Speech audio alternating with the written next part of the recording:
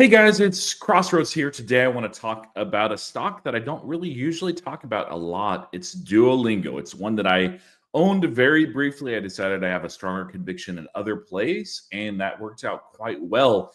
Duolingo is absolutely crashing. They reported earnings yesterday, which, if you look at the top line, it looked like everything was great.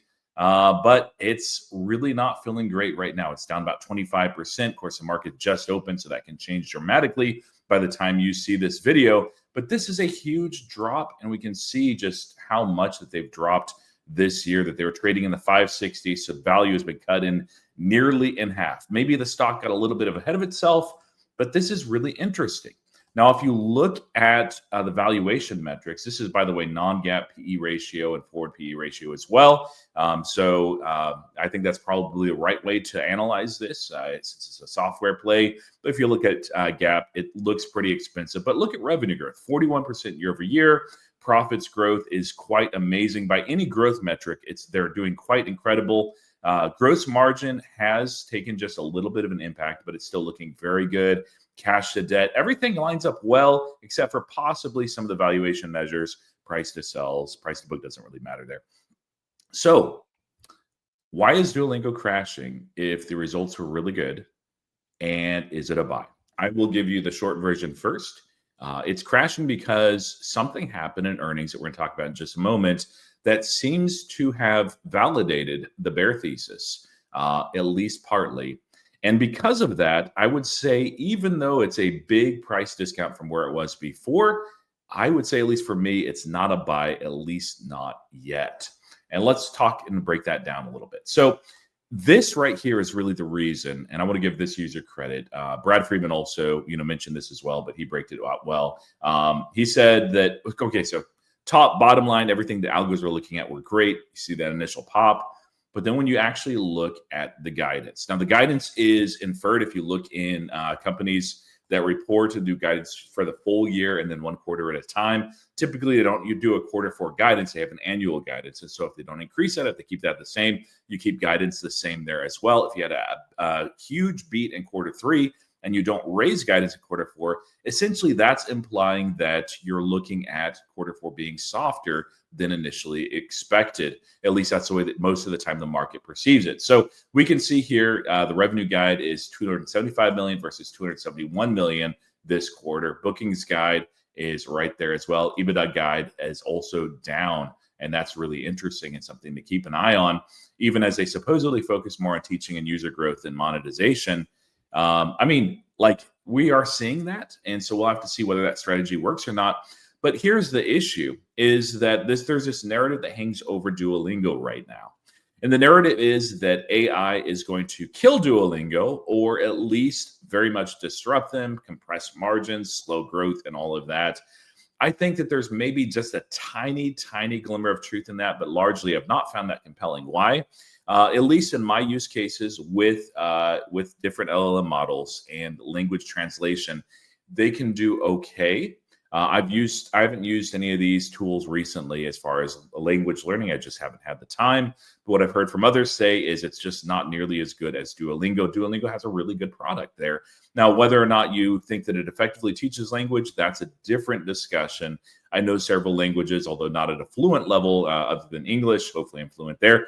But I've used Duolingo in the past, and I would say it's a pretty good tool, and it stacks up very well against some other tools like Rosetta Stone and even traditional college and book learning as well that I've done in the past.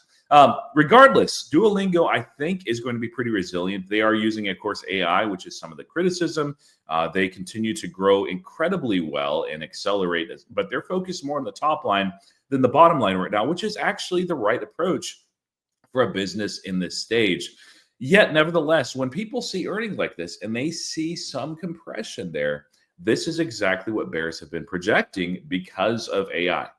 Now, I think that maybe the bears are wrong here and that this is happening for different reasons. But the reason why it's not a buy yet is because it's not entirely clear.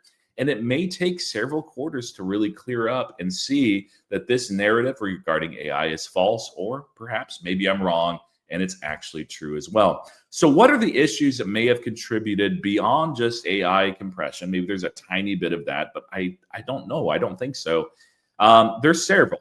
So one, of course, is political pushback, cultural pushback as well. If you haven't used Duolingo in a while, there's been some criticism levied against the way that they promote transgender LGBTQ aspects. I'm not going to dig into that too much, but there was some pushback on Duolingo for that being very apparent in their app, especially when you got to, well, we'll just put it, more conservative states like Russia, Belarus, and so forth, which really didn't like that agenda being pushed. But that's part of Duolingo's identity, whether you like it or not.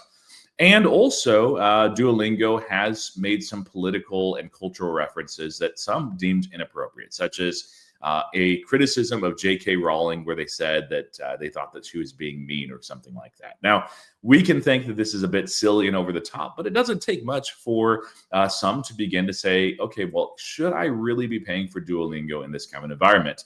Now, that's the tough thing is that hits on the conservative side a bit more, but on the more liberal side, there's been also criticism levied to them as well. Let's take a look at this right quick.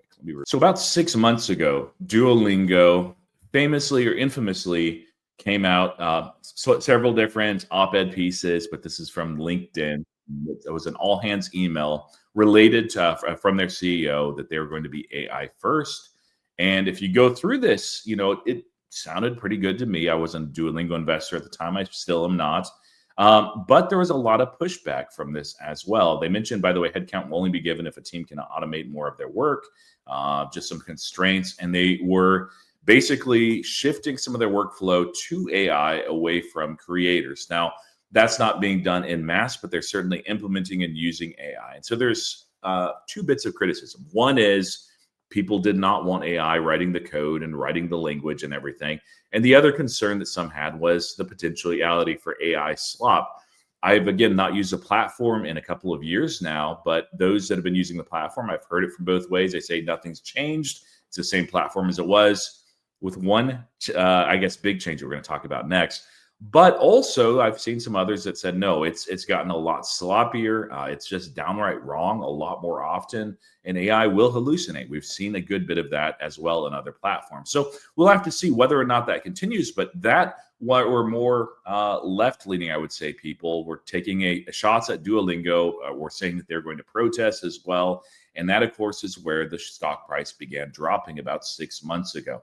Now, there is more as well that ails Duolingo and may be contributing to a bit of this compression. And so this was one of those intentional shifts that they made where they shifted into an energy system. Now, previously, if you were using Duolingo, you had hearts. And you can think of it in video game terms like lives. And so when you made mistakes, when you missed, that's when your hearts would be depleted. And if you're a free user, then your time using it was only ended really by yourself, or if you made a sufficient number of mistakes along the way. Now, they've shifted this for free users, and I think probably the real reason to do this, they gave a lot of different reasons for it, was really just to monetize free users. And so their energy system is that whether you're making mistakes or not, if you're a free user, your energy is depleted. And once you've been depleted, the 25 units of energy, you are done for the day. And so you consume, each exercise consumes 1 unit of energy.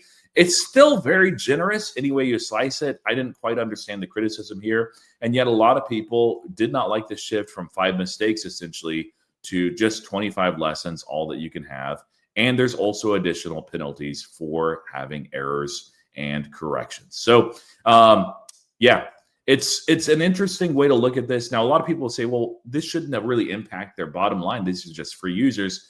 The problem is if your initial platform, your freemium platform, is a lot less attractive to many users. As a result, there's few users coming in or at least sticking, and fewer of those then to translate into paid users. You might monetize some initially in a big push, but that begins to change over time as well. So we'll have to see whether or not the energy system really is a part of this concern. But I know some people that are regular users of Duolingo that absolutely hate the new energy system, and they have not become buyers of Duolingo, or subscribers, paid subscribers rather.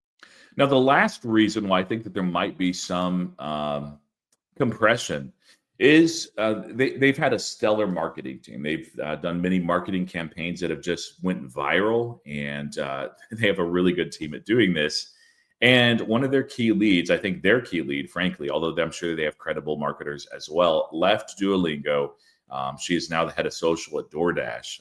But Saria Parvez, I hope I didn't butcher her name, was there basically the whole time with Duolingo, expanding them rapidly through the use of very, very efficient marketing. So when you lose a superstar like this, even if you have some really good people that are there to step up, there is a bit of a gap. As a result, your marketing spend may be less impactful. And so you may see some of that impact, in this case, future bookings, specifically with an EBITDA measure. So I think that probably those three things, the pushback and criticism from Duolingo, which makes it a little bit more challenging. Also the shift as far as marketing spend and the criticism as it relates to AI product or AI slop as well are probably the real reasons for Duolingo having this issue with guidance. It's not a huge issue, but this does still nevertheless fuel the fears that AI is going to kill Duolingo or at least compress it greatly. And it's frankly too early to know for sure whether or not my view of these three different measures are combining to bring this, or whether it's AI or what combination of both. And so for myself, I will just continue to be a sideline specter, even as the stock price has fallen quite a bit and it's looking quite attractive. Cheap can always get cheaper. And when there's a narrative like this, it's going to take a while to dispel. Sometimes the right thing to do is sit on the sidelines. At least that's how I'm playing it. Let me know if you think differently in the comments about anything that I discussed. I am no expert here, so I'd love to hear some thorough discourse or debates or disagreement even. And anyways, thank you guys for watching, commenting, and subscribing. And until next time, happy investing.